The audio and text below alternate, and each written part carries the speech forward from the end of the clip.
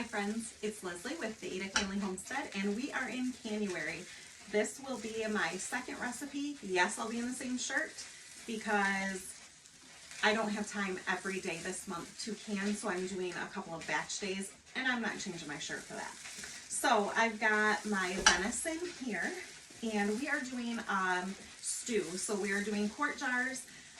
If you are like a single person, a pint jar works great, and just cut this recipe in half. But usually it's Troy and I, so the quart is the best option for us.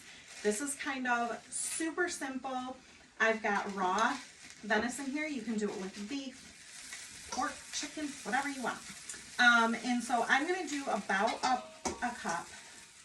And I've got my 4 jars funnel. I love this. You're going to hear me say that all the time. This is my favorite. It is super solid. Even has the cutouts for the height. So you've got the 1 inch, 1/4 inch, all of that headspace. And so I'm going to do about a cup of meat. And I like to start with the meat. I think that's, yeah, we're good there. And maybe I'll do a couple more. And let's see. Then I've got, you add whatever you want. It's super simple. I don't do a lot of seasonings in these just because when they're sitting on the shelf, sometimes the seasonings can get too strong. So all I do is just a base. So it is my meat, and then I'm going to do approximately a half a cup of potatoes, maybe a little more, give or take. So I've got my potatoes cubed up here. I like to put them in cold salted water, just so that they don't turn brown on me. So here's a half a cup. We'll see what that looks like. I kind of eyeball it. You'll find I eyeball a lot of things. We might want more. So maybe a cup of those too. I make this all the time. I never write it down. It is what it is. I'm organized, but let's be honest. A lot of this, it's so simple. Yes, a cup. I think a cup looks a lot better. And then what we're gonna do, I've got my garden veggies that I chopped and froze. So I've got our onions. So that is one thing that I do. Onions, I only do about 1/4 cup per jar, because those can get a little strong when they sit on the shelf. So I only like about 1/4 cup.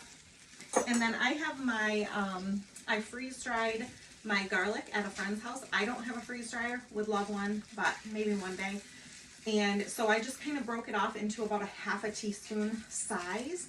And I will just drop that in there. That's all I'm going to do seasoning wise, other than I have my beef broth. I just did, let me grab it, hang on. I love making like homemade bone broth and stuff, but this is what I use, the Better Than Bouillon. This one's an organic one. They sell it pretty much everywhere. It's reduced sodium. And I use this to spruce up like my soups and stews and things like that. So I used this. It gives it a lot more flavor. And then once I finish this, I will fill with beef broth. And then if you want it thick when you dump it out, you're just gonna make a basic roux. Your 2 tablespoons butter, 2 tablespoons flour, so equal parts fat and flour. And if you need any other seasonings, you can add that till it's bubbly and then pour this in and it'll thicken it right up. You can also use cornstarch or arrowroot powder. And now for the veggies, where's my half cup? Here it is. I'm gonna do about a half cup carrots. And about a half a cup of celery. And that pretty much brings you right to the 1 inch headspace. I don't have a lot of space here. So that's about what it's going to look like. And then I actually do want this on here though. just gonna fill this up with the beef broth. And I am going to take, I don't have one of those like plastic little thingies to get out the air bubbles. And I don't have my knife over here. I'm gonna grab my butter knife. I'm sure it's a controversial thing, stainless steel in there, but I'm just gonna kind of make sure I've got air bubbles out. And the bouillon does give it that salt, and the salt is not what is preserving this. Our preservation is the pressure canner, and so I'm not adding more salt to this because there is salt in that broth. And yeah, we're right at 1 inch headspace. And so then I'm going to take my 4 jars lid. These things are awesome if you do not have them. I highly recommend it. And I will put my 10% off code down in the description box. And I just realized I don't have my rings. Let me grab those. All right, I've got my ring. And so you're just gonna finger tight on there. This is so easy. You don't want it super tight because it will cause possible cracking in the pressure canner. So then there you have your stew, and I will pressure can these at 10 pounds of pressure. Now you will want to contact or just look up on the website your extension office to see where your elevation is, if you need 10 pounds pressure or 15 pounds, and then how long. So I usually do these quarts about 75 minutes for the quarts at 10 pounds of pressure. And so then I'm just gonna continue filling jars here. Let me know if you try any of the recipes that I post this month. There is a bunch of us doing the Canuary, and February I'm going to be doing a freezer February, and so that should be fun. I'm trying to get some fun things in the freezer next month for you know, the season of gardening and my plant sale and all of that. So if you're looking for canning recipes this month, definitely use hashtag Canuary up in the search, and it will bring up all of us who are doing a bunch of different canning recipes this month. I've got my onion in this one. So I'm just going to go through and do all of these, and we will get them canned up. I hope you enjoy this recipe, and definitely like and share. I'm trying to grow the channel, and just share kind of what I do. I was trying to do a few things that were a little too scheduled for us, and so I'm trying to kind of redo that a little bit and just kind of do a little more relaxed and not schedule things out so much.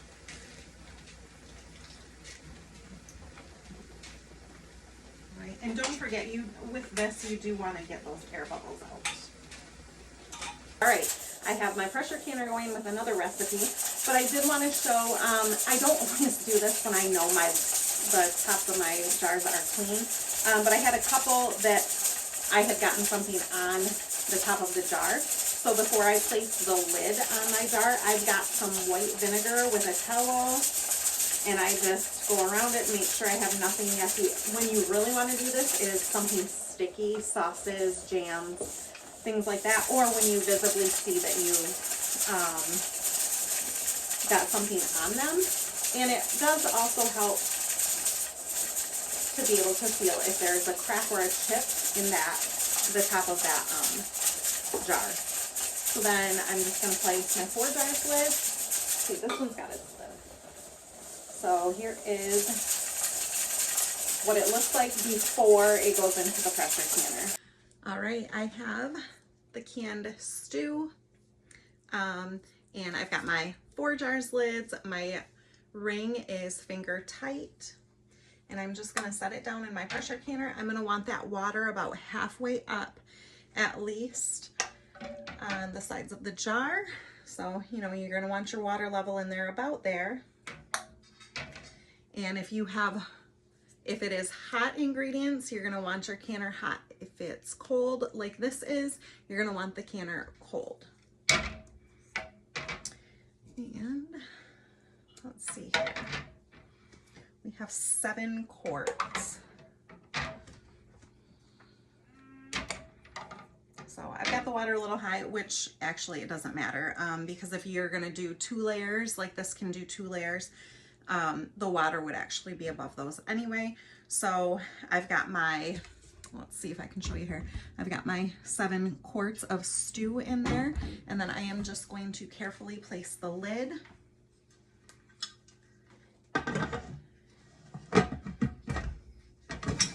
Right like that. And then I'm gonna turn it on. I do have a flat top stove. It works. I love this canner. One day though, maybe I will have an electric one where you just put it in and it does it and you don't have to babysit it. But for now I have this one and it works great.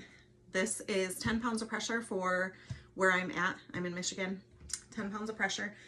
And I'm gonna turn this on. Now, if it is aluminum like this one, you don't want it on high because you will warp that bottom. So just let it do its thing. I do have some vinegar in there because I've got hard water, so I don't want my jars to turn all white. But turned it on. Once I get my steady, right here, stream of steam coming out, then I will place my 10-pound weight for about 75 minutes. All right, it's getting a little late, but I am going to remove the venison stew.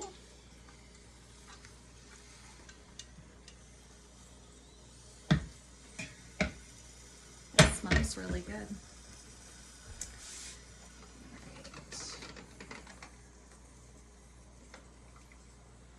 It's super hot. It looks fantastic. All right, here it is. I've got it cooling.